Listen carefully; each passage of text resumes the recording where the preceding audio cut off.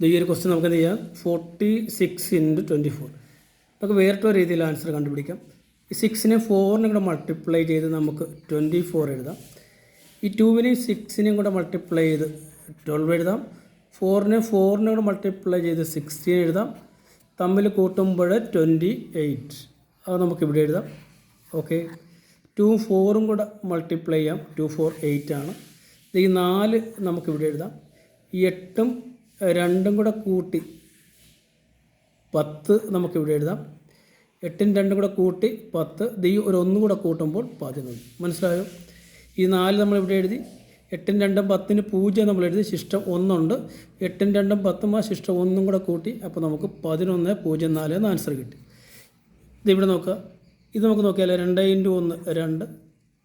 ഇനി ഈ 2 × 1 2, 2 × 1 2, 2 + 2 4, 2 1 × 2. ഓക്കെ, ഈ ഒരു ആൻസർ നിങ്ങളൊന്ന് കമൻറ്റ് ചെയ്യും. ഓക്കെ.